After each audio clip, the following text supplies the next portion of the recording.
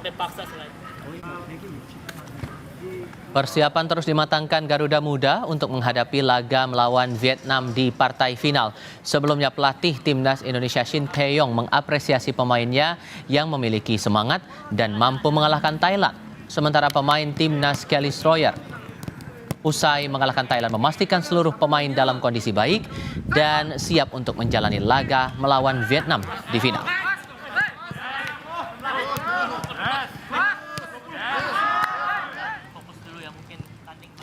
Garuda Muda tampil bagus dalam pertandingan semifinal Piala AFF U23 dengan mengalahkan Thailand. Timnas sempat dikritik karena tampil tidak optimal di awal turnamen ini. Di partai final, Timnas akan menghadapi Vietnam. Apa yang harus diperhatikan Timnas untuk bisa mengalahkan Vietnam? Sore ini kita akan bahas bersama pengamat sepak bola Muhammad Kusnaini. Bungkus, selamat sore, apa kabar?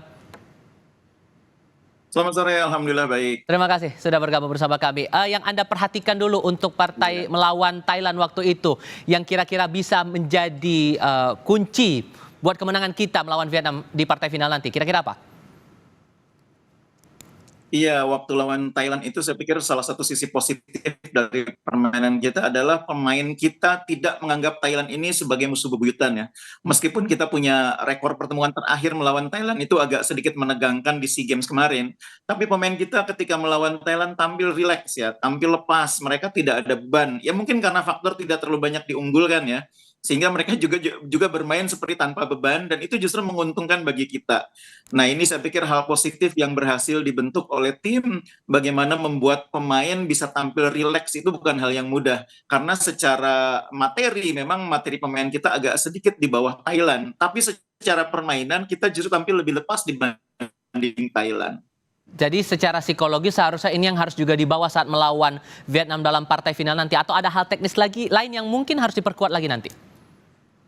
Iya, dari sisi non-teknis dulu, memang yang paling penting kalau menghadapi laga final itu adalah mental bertanding ya. Dan mental bertanding itu sudah ditunjukkan dengan baik di laga semifinal. Mudah-mudahan ini bisa dibawa sampai ke final. Main rileks, percaya diri, tidak terpancing oleh provokasi lawan. Itu kunci bagi tim untuk bisa main maksimal.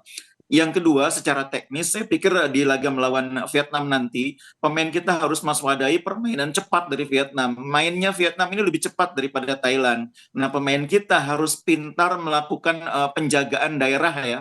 Tidak terlalu terpaku kepada pemain-pemain tertentu, tapi penjagaan daerah, karena Vietnam bermain kolektifnya bagus. Mereka seringkali menciptakan gol dari momen di mana pemain yang muncul dari second line tidak terkawal oleh lawan, bikin gol.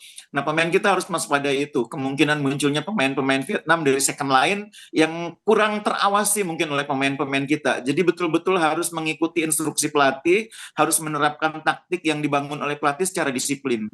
Oke, memakai formasi 4-2-3-1 dan kalau kita cermati juga saat melawan Thailand, ini kan Garuda Muda berhasil menguasai lini tengah nih. Bagaimana kemudian Anda melihat saat melawan Vietnam nanti, apakah perlu mempertahankan formasi yang sama atau ada hal lain mungkin? Iya, dari dua pertandingan sebelumnya kan Coach Sintayong melakukan eksperimen perubahan formasi dari 3 back menjadi 4 pemain belakang. Dan di laga semifinal kemarin bermain dengan formasi 4 belakang dan 2 pivot ya, pakai double pivot. Menurut saya untuk saat ini memang itu yang bisa dibilang terbaik bagi timnas kita saat ini ya. Karena kita di lini belakang, di lini pertahanan tidak punya pemain yang betul-betul berpengalaman, betul-betul solid, jadi pendamping bagi Ferrari. Ferrari sendiri kan juga belum di level permainan terbaik dia. Pemain yang lain yang menjadi pendamping tidak dalam kondisi terbaik. Misalnya Dewangga baru pulih dari cedera, Kadek Arel pengalamannya belum terlalu banyak. Sehingga memang bermain dengan formasi 3 back tengah, kita agak sedikit tipis stoknya. Jadi bermain dengan 4 belakang mungkin saat ini adalah pilihan atau solusi yang terbaik.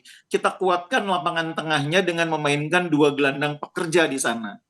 Oke, maka yang betul-betul harus diperhatikan untuk melawan Vietnam nanti kira-kira apa nih? Iya, tadi saya sudah menyebutkan bahwa Vietnam itu seringkali merepotkan lawan dengan permainan menusuk, kemudian dari second line muncul gelandang-gelandangnya. Nah, kalau kita nanti bermain dengan 4-2 menjadi pivot kita di lini tengah, harus betul-betul mewaspadai Muniz ya, karena Vietnam sering sekali melakukan upaya menusuk dari sayap. Oke, mohon maaf Mas, tadi bukan sempat terputus di tengah-tengah. Mungkin bisa diulang lagi apa yang mungkin harus jadi perhatian di sini, Mas? Iya, jadi Vietnam itu biasa bermain dengan formasi pemain-pemain sayapnya menusuk dari sayap, tapi yang disasar oleh umpan-umpan mereka bukan pemain di posisi nomor 9, tapi pemain tengah yang muncul dari second line. Pemain-pemain dari second line ini kadang-kadang tidak terawasi oleh lawan.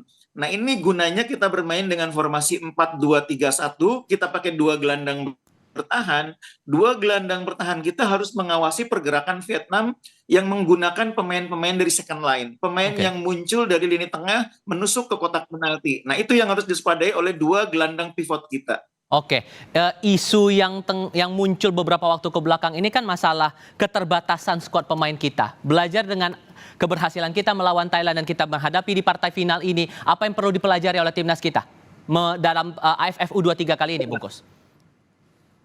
Iya, yang pertama, pada dasarnya semua tim juga mengalami keterbatasan ya. Vietnam tidak full tim, Thailand juga tidak full tim, begitu juga Malaysia. Jadi sebetulnya kita sama-sama punya persoalan yang sama dengan tiga tim lain yang menjadi unggulan.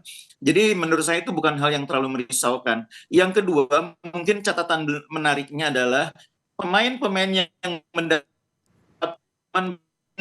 mencatat debutnya di Piala AFF kali ini itu ternyata juga bisa tampil beradaptasi dengan baik, sehingga saya pikir di masa mendatang harus ada keberanian lebih dari Coach Sintayong untuk memberi menit bermain kepada pemain-pemain yang mungkin selama ini bukan pilihan utama.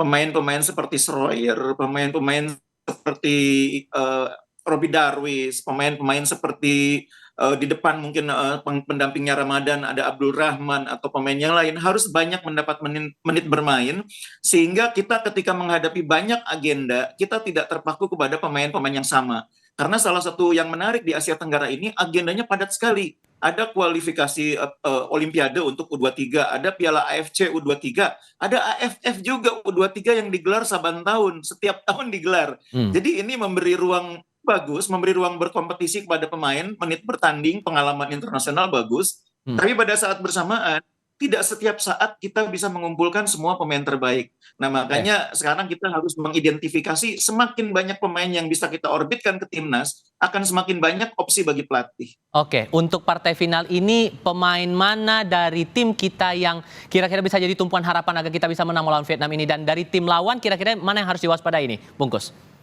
Iya, saya pikir semua tim sekarang tahu bahwa Indonesia punya striker berbahaya dalam diri Ramadan Sananta ya.